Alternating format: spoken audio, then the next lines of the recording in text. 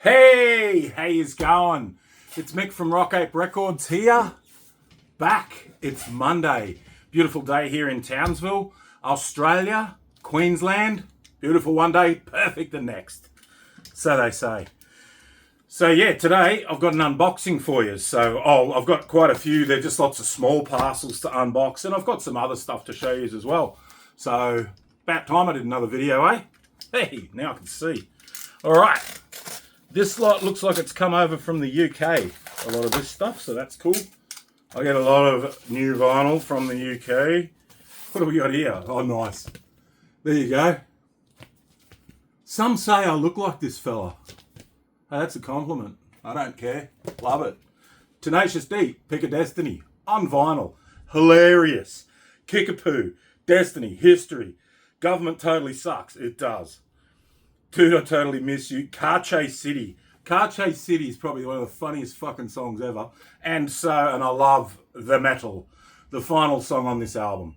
So yeah, available now at Rock Ape Records. Tenacious D, Pick of Destiny. How cool is that? All right, next one. Lots of little parcels.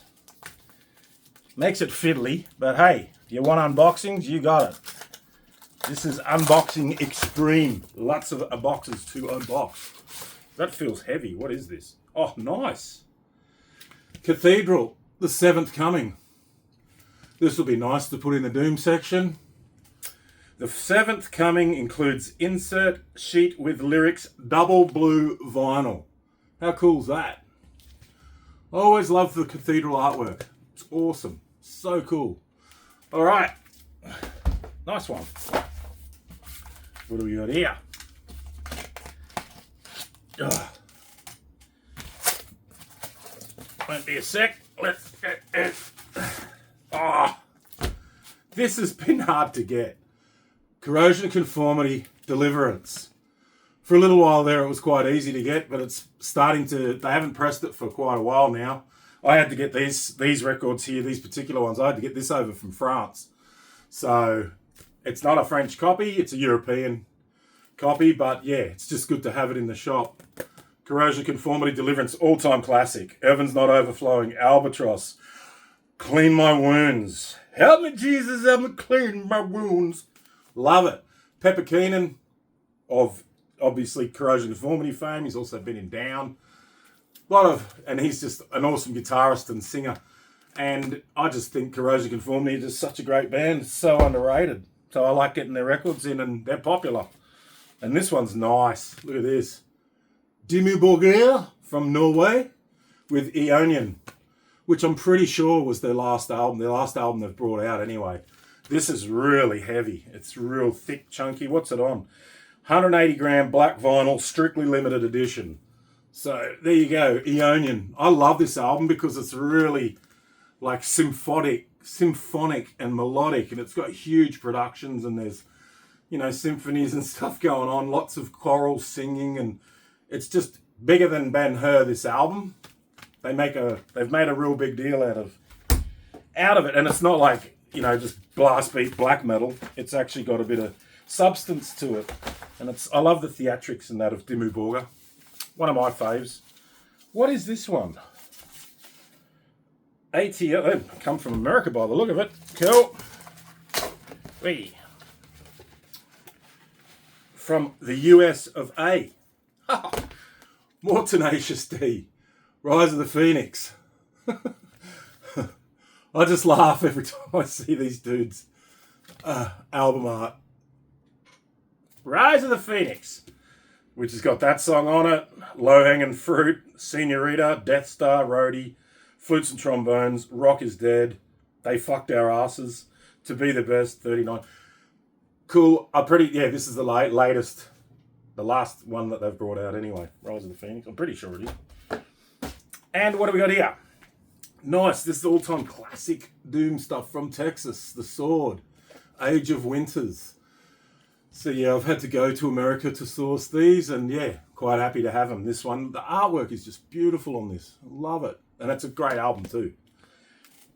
The Sword, and I've got another one. This is one of their later albums. The Sword used Future on red slushy vinyl. So yeah, that was pretty cool, man. Pretty cruising. I'm pretty sure, I've heard rumours that I'm pretty sure they've split up. I hope not. But they were very prolific. They've got lots of records out. I hope they haven't split up. But I'm pretty sure they have. Sad to say. Hopefully I'm wrong. Hopefully I'm full of shit and you can correct me in the comments. By the way, www.rockaperecords.com is the website where you can buy all these records. This one here, Corrosion Conformity. Let's just go with these. Again, Wise Blood, all-time classic. Really nicely done too, music on vinyl. So yeah, I thought I'd pull some other ones out here just to show you. Corrosion Conformity, America's Volume Dealer. Nice. This is probably one of my favourite Corrosion albums. It's really cool. I love Double Wide, that song, Zippo, Stare Too Long, Congratulations Song, Over Me. Just the way that this album kicks off, just the way it starts is awesome. If you haven't heard Corrosion and Conformity, America's Volume Dealer, check it out. Very groovy, cool rock. And this one here, this is one of their old ones.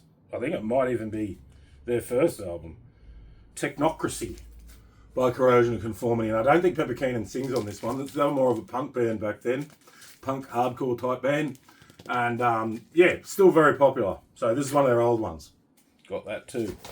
So that's it for the unboxing there and those ones. But while I've got yous here, I thought I might as well, if you might not have noticed, behind me I've got some posters up there, which we've also got a big poster rack out the back. We're always selling posters here as well. But I thought, why not show yous all the Metallica records we've got in stock. So I'm just going to blast through these. I'm not going to muck yous around. Kill them all. We know what it is. First album, all-time classic, available at Rock 8 Records. These are all up on the web store. So all the links are on Instagram. They're on Facebook. And the YouTube channel as well. That link's on Instagram as well. So there we go. Metallica, Ride the Lightning. Second album.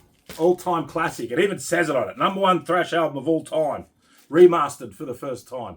So yeah, a lot of people, because the Metallica records are becoming so expensive, the originals, most people are just going for the reissues because it's brand new. It's pretty much exactly the same as when it first came out. They've actually been remastered. They sound even better. So there you go. Ride the Lightning. Good old Master of Puppets. How good's that? This one's the #1 greatest heavy metal album of all time. So there you go. Master of Puppets, all-time classic. If you're a metalhead, or even if you like metal or rock, you got to have this in your collection. Master of Puppets, all-time classic. What do we got here? The good old 5. This is one of my go-to records. I play this record all the time, still to this day. The 598 EP, Garage Days Revisited. So yeah, after Cliff Burton died, Jason Newsted joined the band and they did this EP to blood him in. And it's basically covers. It's all covers. Fantastic. Misfits, Diamond Head, you know, and Budgie. There's a Budgie song on there, Crash Course and Brain Surgery. You know, and a lot of those bands really benefited from Metallica doing this because they weren't massive bands, but they got a fair whack of cash for letting Metallica sing their songs. I still say it to this day, Metallica is the world's greatest cover band. They are, and at least they pay homage. You know, a lot of people give Metallica shit because they're so huge and, you know, they cop a lot of shit, but at the end of the day, man, you got to respect them. They paid their dues and they pay their homages. They do pay the dues, but they also paid their homages to artists they loved, you know? So, you know, they're not that bad. I love Metallica. I don't give a fuck what people think. And Justice for All, this is probably one of my favourite albums of Metallica. I remember getting this on cassette at the Logan Hyperdome in Brisbane when it first opened. I got this for $10 on cassette. And I couldn't believe how good it was. It was just unbelievable. The first song, Blackened, just blew my mind. Love and Justice for All. And the biggest album of theirs still, like, this one's awesome too. The Black Album, produced by Bob Rock. Huge sound, timeless, all-time classic. I went and saw this tour, and I was lucky enough to go and see him at the Entertainment Centre in Brisbane back in 1991 or 1992 when they toured this. And Kyuss was supporting them. So I got to see Kyuss as well, even though I didn't have a fucking clue who Kyuss was. One of my good mates, Cliff, he lives down the country, New South Wales now, and always has. he got right into Caius, and I didn't even know who Caius was, and it just went straight over my head. But within a few years, I ended up listening to Caius more than Metallica. But anyhow, that's my story about Metallica and Caius. So yeah, that was a great tour. Black Album tour. Then came the great disappointment for some people, Load, because they cut their hair off, changed their style completely. Not really. They were kind of already doing it with the Black Album. They were heading in this direction. So yeah, they came out with Load. I still reckon this is a great album. It's got really good songs on it too. So, but yeah, at the time even I was pissed off. I was like, man, what are you doing? It's supposed to be metal. So then they brought out Reload. It was a bit heavier, a little bit heavier, and it was a better album. They probably should have just gotten the best off that one and this one and put them as one, or maybe a double album. I don't know. Whatever they've done is done. They didn't care because they ended up they sold more records in this era than they did in the previous era. This is when they became fully mainstream and they got a whole new audience, a whole new generation. So Metallica don't give a shit what you think or what I think. This one I really liked, S&M with the San Francisco Symphony Orchestra. It's a triple vinyl. Beautiful, beautifully presented. And yeah, just hearing a different spin. Songs like Call of Cthulhu and ones like that, and Wherever I May Roam, and even, things off like Fuel and ones like that, where they did it with the symphony. It sounds so different, but it works. Love it. This one's better than S&M 2. S&M 1 is actually a good record. I really like it. I don't have S&M 2 at the moment. Here's the controversial album as well. They're always polarizing. Which way is it? Yeah, that's the right way. Polarizing their albums. This one was called, what was it called? St. Anger. It was that forgettable.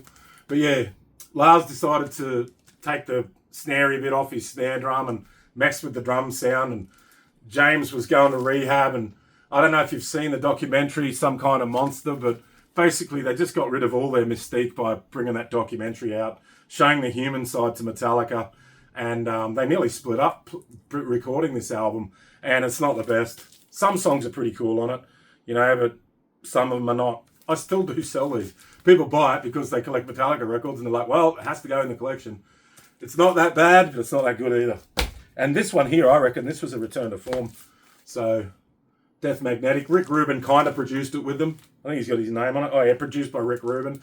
I think he basically, from what I've heard and read, he walked in the room with them and said, hey, pretend you're doing Master of Puppets again. Just go back to that era. And they did. And this was pretty fucking heavy. And I actually went and saw this tour when they had Lamb of God supporting them. So yeah, that was awesome. I actually got to go and see them twice. They did 2 different sets. And it was actually really heavy. Even the live shows, they were playing all their really heavy shit. So it was cool. It was a return to form for them. So Death Magnetic, I like that record. I reckon it's great. And this one here, Hardwired to Self-Destruct, this has got some great songs on it. I just think it was a bit long. But value for money, I'll tell you what, if you buy this record, you get plenty of time on it. What do you got? 2 180-gram vinyl. So I love that song, Moth into the Flame. It's a great song, but that's that one. Hardwired to Self-Destruct. We're nearly there because this one here, 72 Seasons, we got copies of this here at Rock Ape, featuring Lux Eterno, Screaming Suicide, If Darkness Had a Sun. 72 Seasons by Metallica. It's their latest album. I don't really need to introduce it. It's huge. You either love it or you hate it. I went and saw like the unveiling of this when they first brought the album out at the cinema. So they actually brought the album out. It was like an album screening. I went to that. And then I went and saw at the movie theatre here in Townsville, they also had these guys live in Texas, I think it was. It was really cool. It was cool to go and see. I'm actually really looking forward to them coming to Australia for this tour. Definitely going to go. As usual with me, with Metallica. I think Metallica fans are very loyal. Over the years, they've brought out some great albums. They've brought out some shit albums, but I still love Metallica. And like them, I don't give a fuck what people think. I don't care if you like them or you hate them or whatever. That's up to you. I love them. So there you go. That's it for today's video. An unboxing and a bit of a Metallica special. So yeah, www.rockaperecords.com. All these records are online for sale. Yeah, if you're liking these videos, that's cool, man. I really appreciate it. I'm getting heaps of cool comments and interacting with people. So yeah, if you can subscribe, it really helps.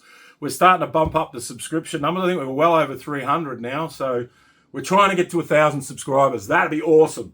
So yeah, if you can subscribe, share it with your mates, and I'm out of here. I'm going to open the shop. Woohoo! See yous.